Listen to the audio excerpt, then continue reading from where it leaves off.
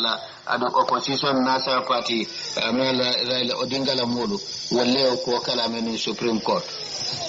tan dum pula sungutin Indian sungutin do ya famfa birala teacher malundi class o kono albamo ida fana imam ratibo membe maka ko jala bake melbe wali onati kam muslimol tema afana fo janni ijo tema ne kiba to malo galbe wala moy la jamano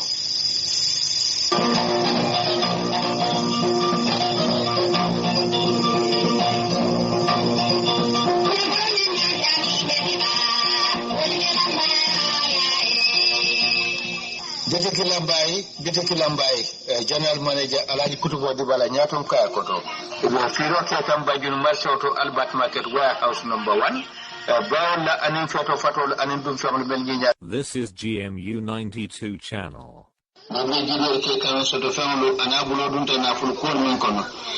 Express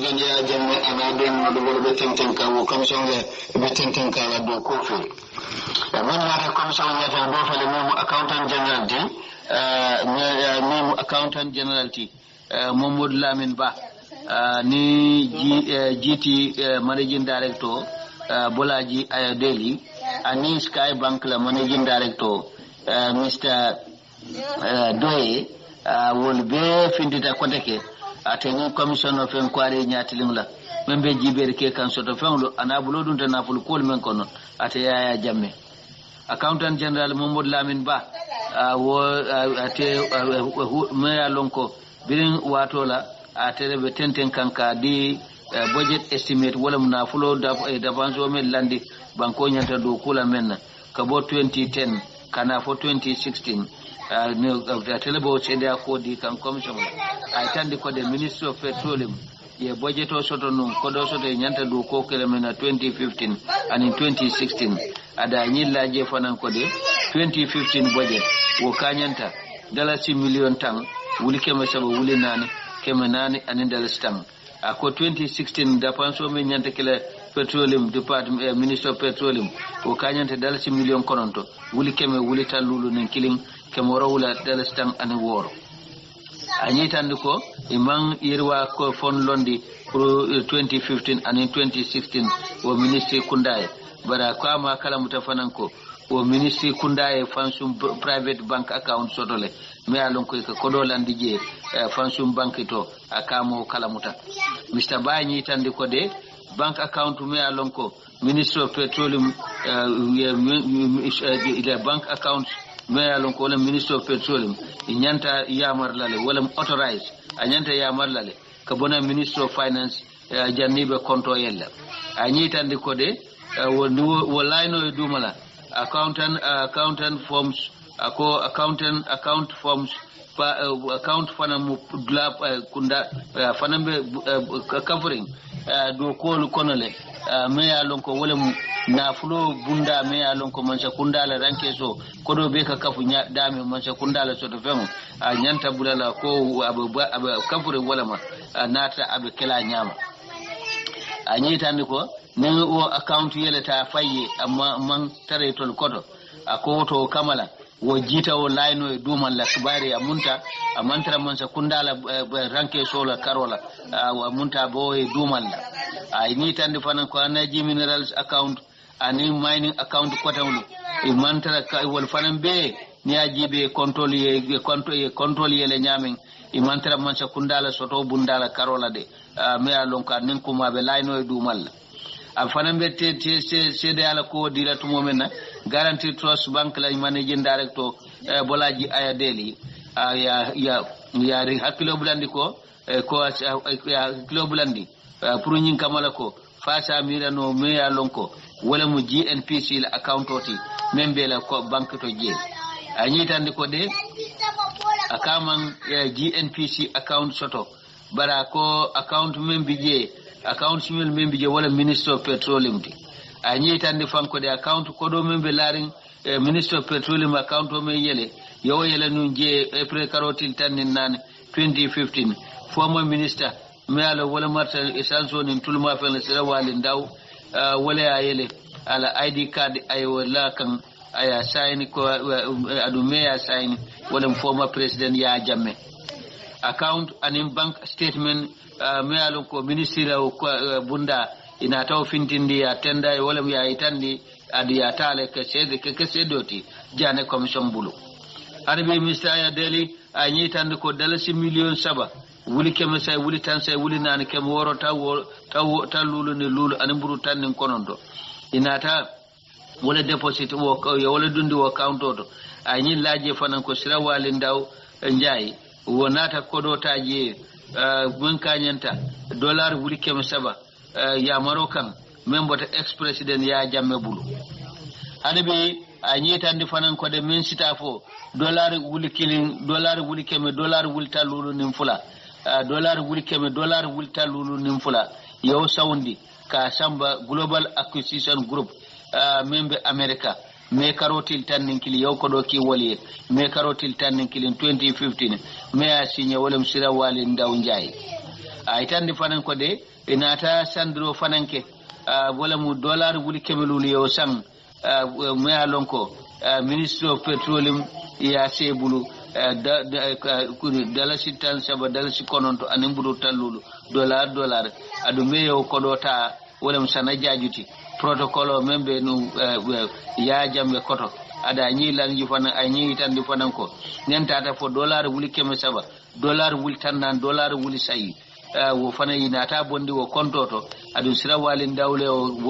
ndaw njayle ko do bondi adu sira wali ndaw njay anin bara ko do ta dalilo men na de akama wolonga o mayi tan di kayto anibe ate nyin bank manage bank director ba yidiamula de nyi tan di fanan ko de natana ko de ke dollar wuli keme lulu fananta men sira wali ndaw njayle a bondi anin dollar wuli keme nane wuli taworo wuli fula keme lulu ina taw sawndi ka ki belgium adu ina taw yelemandi ka bondi dollar to ka kay euro to fanan anyi tan di fanko de jun karotil mo ande lulu 2015 sira wali ndaw njay ay kodo bondi men tata dalasi dollar wuli keme dollar wuli tan lulu ya sawndi bank to membe america adu me munafang wo sawndi wala mo permanent mission membe United Nation ade anyita de fanan ko joro fanan kita men tata fo dollar wuli keme fula dollar wuli tamponon to ni worawula ogos karotili mo 2015 me alon ko wala mu state flat wala man sakundala bungbe bije adu me yo kodo withdraw kodo bonde wala musira wali ndaw njay ako kodake dollar wuli keme fanan yana taw fanan bondi men sira wali ndaw njay le bondi jisamba karotil mo ni saba 2015 adu ya bondi dalilo men na koy mo wikandi je anabi atentente kay tandi fanan ko dollar wuli keme fula dollar wuli keme dollar wuli keme fula dollar keme say yo fanan sawndi ka ki Switzerland pour GIA anum fanan ya di ya ke dalilo men kan wo fanan mayitandi wo kaytoto sira wali ndaw njay ni ay tandi ko de jun karotil tan worawla 2016 anata dollar wuli keme dollar wuli tan konon to ni worawla fanan bondi wo account to wo tembole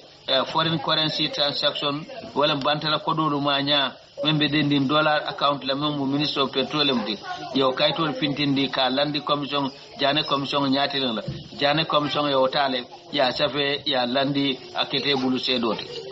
sede akote mo sede men do findita jane commission nyatilen la wala mu managing director membe Sky Bank Mr Doyi aya nyininka ay bank kibari soto membe dendi GNPC la kola ay tandi ko de commission la de GNPC wala Gambia National Petroleum Corporation ya account nan le soto follow dalasi pound anin dollar account fula yo wala soto la anin dalaso account akoyo yo wala soto la bank bara ko dalasi account yo yela nun January karoti saba 2012 adun tenan baji tele wele ani Momodu Baji anyi tandi fanan ko shareholder member company do nitiol member company do wollem managing director member company to mo we 8% le sotoji nawek fanan we 10% le sotoji managing director Gamsel wo keme tankon tannan nin konon to 49% GIA managing director 3%. A statement of account ko fana ila account men ya ila account men ya eleje ko kibarol membe denni GNPC la e dalasol account la karole me yele je yo kayto luta ye fintindi e di commission la jane commission yo marke ay mudafa buluka kesse loti e nyitande fanan ko de dollar account follow me ya yele o ketanu July karotil mo nan 2014 adu Mamadou Badji lew kanim fafa sanya o tembole kuma ka account o me alon ko wolem GNPC la account oti pour dollar account ina taw safe ya itande adun jane commission yewta ya marke ya kebulu sedoti a nyitande fanan ko de dollar account fulan jangme ya yele yo yele no GNPC la account ko ketame karotil tanzaba 2012 te mo kilin lewo fanan sinya dala sa account ay olaji ko te anyitande ko Mamadou Sabali anim former president walam ya jammete wallila signarobe laari wo bala anyitande fanan ko de ya maro soto member office of the former president ya jamme ko ya maro soto e bulu pour kawke anyitande fanan ko de mentata fo dollar million nani wuli kema fula wuli tan ani lulu kema saba mo anin kononto anin senti mo anin kononto yola keta balance soto wala keta to kodo balance soto kodo toti ye men soto je august karotil mo 2013 Mamadou Sabal nata dollar wuli kem woro dollar wul tawo talulu bondi je ada nyillaje fana nata dollar wuli kem dollar wul talulu fana bondi wa konti kilengdo anyi tan fanko Mamadou Sabal anata kodo do fana bondi je menta da wuli kem woro wuli talulu dollaro anin dollar wuli kem dollar wul talulu kotake anyillaje fana de ada medum sanyam managing director member finance manager of finance member GNPC o fanan nata dollar wuli kemenan dollar wul talulu bonde o konto do Mr. Doyi anyita ndi fanan ko de dollar wuli keme fanan ya withdraw wayam bondi September karotil monin saba GNPC la account 2013 medum sanyan neoke anyi laje fanan ko inata ko do fanan nati min kata ya saundi te non kanete dollar wuli keme fula dollar wuli muwannin nan anin dollar keme kononto ka samba Islamic Organization Conference adu mew sinya wala Mamadou Sabalti anin former president ya jamme bari yo ko do samba je dalilo men na o mayitan ate hanabi ate doy atentende kayitande ko dollar million fula wuli keme wuli dollar million fula wuli tannane wuli saba keme woro wula tankononto ni woro anin ta lulu nyon anin dollar wuli keme dollar wuli tankononto ni lulu keme saba tannane anin sayi anin senti tan sayi ni nane anin dollar wuli keme fula anin dollar wuli tawro wula dollar wuli woro wula keme fula tal lulu ni sayi anin senti mo anin nane yewol be bonde o konto do laaje fanan ko de dollar wuli keme lulu dollar wuli tan say dollar wuli lulu anin dollar wuli keme dollar wuli mo anin lulu anin dollar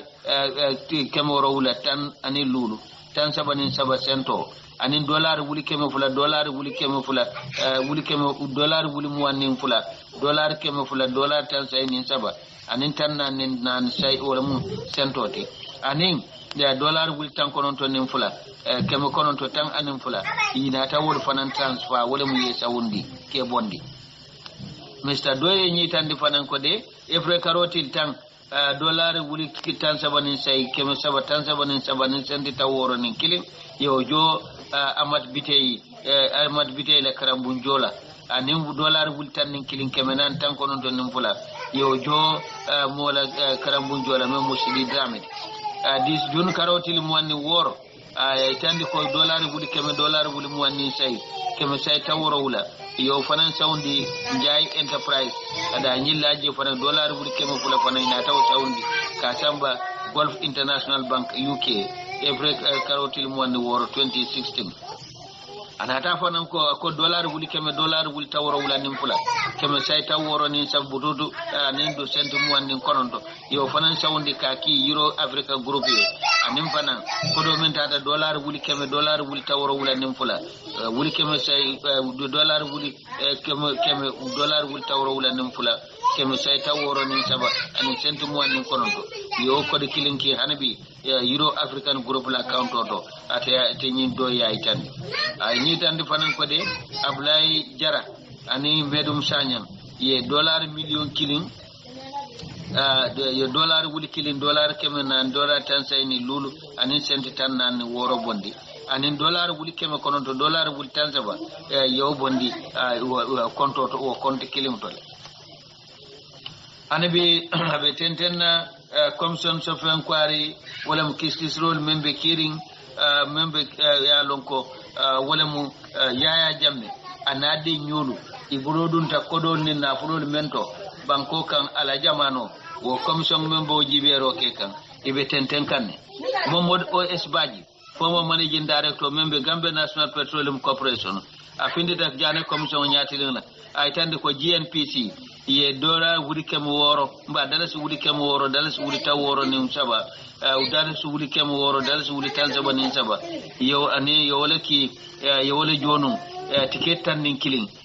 wikajo company me to wala mu future travel. This is GMU 92 channel. 2013 ye kodo jo mentata fo dollar wuli kemelulu ye jo office of the president dika tambindi num secretary general Mamadou Saballa kodo to mealon ko dollar wuli kemefula dollar wuli talul ye jo akodi ma akodi chorosuma akodi kaitama do dollar wuli kemefula dollar wuli talul ye nata yele mandi ka ke dala so ka oke dala soti wo cheko o kodo kanyanta dala si million konon to le fe akonte fang nim mandu sanyan nga kodo chiga ngadi Mr. Saballa anin nuhature adu ya signale be kodo ta Mr. Baji aitani ya nyinin ka fanan for office of the president ye safero keleban akol be million account hol men be ya lonko ye dara kabo 2013 kada 2010 kada 2013 ako wali ya nyinin ka wali office of the president yo fay ko ay comprehensive statement da wala ma be ko kafu nyoma account on be kabo 2010 kada 2013 ako na ta office of the president ko ye shilo dila burin kamala kodor me ka soto company el buru miliale kama tulola banko kanjang yo kodota ka ke demaranti ka ke granti kanake ko mansa kundala kodi sotorin nemu wo ko kodo konolem ye essence rolu konontolo banko kantarin ye petroleum house bunjamba men fele abrusubi ton table ya doku wo kodo le fananna itande ko kodo ko be abota kodo le to min lande wo ko kaw 2010 kada 2013 GNPC itande grant men soto tata kanyan dollar million tan anin woro ko don tor kodo me alonko ya di office of the president ay ni tandi ko wo kodo be ide samba office of the president baji ay tandi ko yo kodo be samba wolto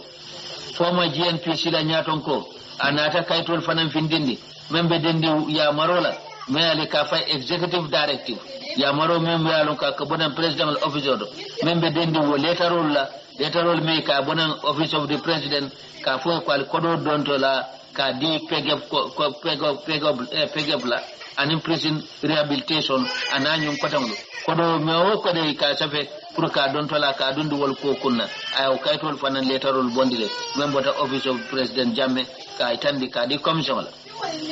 abetente nala diamo fe baji ay tandi ko de tenemba jete anisira walindaw wotumo wollemu minisalti même mata petroleum kunyala o watolla ada wati kilin la fana ako president nata fan ay petroleum ministry ata afan ay o kafundala makamoma wati sotota non ay tandi fana ko de ako wati follow de isilani nako wodonto ko do be jola nan be murundila nan be jola bare ako kolale nata lonko nyin kodolo hana bututu manjoje Mr. Baji afo president of the kodol menta ka bondi GNPC hana bututu man sayindi atendente ka itandi fanan kode ya maro bota member directive ko bota office of the president ako men ya lonko office of the president kuma kamal me ya lonko ka bonen je e ko ne ma ftandi kuma ftandi GNPC la board of director board member ma wala mil alpha kafo min bije wala muka inene malong ko nyim kuma sifal mba go letter sifal ka bona office of the president hanabi yaminata men kili kode ka wala deputy managing director membe Gambia Port Authority Usman Jobate men findita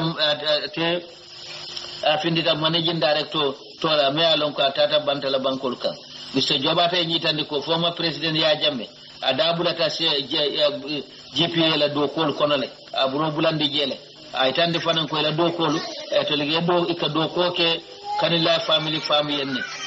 me alon ko wo kodolu man wo sabisol me ka ke imanjo ada nyilaje kilindo fam wo mu portier kodobe laari ni temale port la carola min tata fo dalasi million woro ani wuli keme kononto Mr. Jobate jigita ko abe tentena la seda kotile wo nyawnya ya marko anamina nin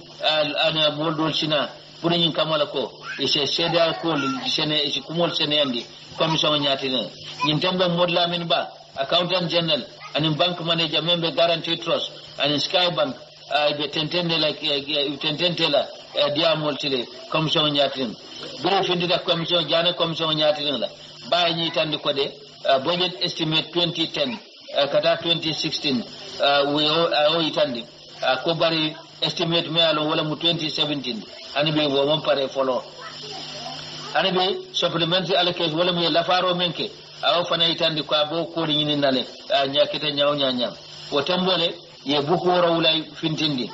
me ala wala mu budget toti na fulo da banso men ka banko kan même mu 2010 kada 2016 me ya ta adi ya ke sedo te commission bulu accountant general ya itandi ko 2015 ka da banso men nyanta kala minister of petroleum wo mu 10 million lati dalasi million tan million kononto keme wuli million kononto keme wuli talulu nin kilin dalas keme warawla dalas tan ani warawla wala mukata doti me alonko wala keta o sanji o jarote ani be koni account fana mel be ya lonko ye chototen ni taniko janne account be yelela minister of finance le nyanta sede ala ka tonya yandi bari yitandi fanan ko tumando wata ke soto e ka account do le commercial bank me ya lonko ila office la londo mu ka futaji adum kodol me ya lonko ka bodde mar balbul kana man sa kundal to ministry to e ka nyanta wol kata dinkiral mento amunta wol mu ka futa anyanta tala dami accountant general baya itandi fanan ko de accounts mel ka munta kana je minerals akoy kawol ke fayen amunta wol mantra man sa kundala maralo koto kanyanta kele luaya landi nyami accountant general match karoti kono 2014 itandi hanabe commissions of inquiry wolam kiskisol membe caring me alonko wolam former president ya jamme anade nyul bulodunta soto fengol na fulol men ko kunna do felentina me alonko wolam solicitor general memu solicitor general former GNPC managing director wala nata commission nyatinna chonna marena memu solicitor general and legal secretary August Karotil Tansaba afindida commission nyatinna membe jibere ke kan so to only na fulol kola malam ko ya jamme bulodun taje ay tande ko atela do ko minister of justice waya tombon no mekaro ko nyen sam ada nyi laje fanko anene o palaso maral num do ay ni tande fananko ya bondi no epre karo kon 2016 bare ngata murundi ya me karo 2017 anyi tande fananko de ila kanaji minerals ila burko kala lansino burka ako wo akete ya sam ya anim fanan ako kitele keda mbadiya mol keda kola adum man sakunda ya jako man ya kitele ka ko kunna man sakunda nata boya koto International Center for Settlement of Investment Dispute wala mu dunia la korda ba membe lori ni wali o keta motata la na fulo dundi bankoto ni wo banko man sakunda ba ni wo wali nata wala wona fulo ko kunna melka kiti ako le ako kiti dum gambe man sakunda boy tajele akode ya men kanaji mineral wala gambe man sakunda kanyi anyi laje fanan ko de wo kodo fang men gambe man nyanta men jola kanaji minerals atata kanyan dollar million mo anim fula International Center for Settlement of Investment Dispute wala la Gambia kan ko nyanta kanaji mineral jiso nyabula wala nyante jola wala anabe ate tentende kay tande fanan ko de ako ko manna jo bari gambe mon sekunda anata luwa do da faye gorin kamar ko yaw ko burka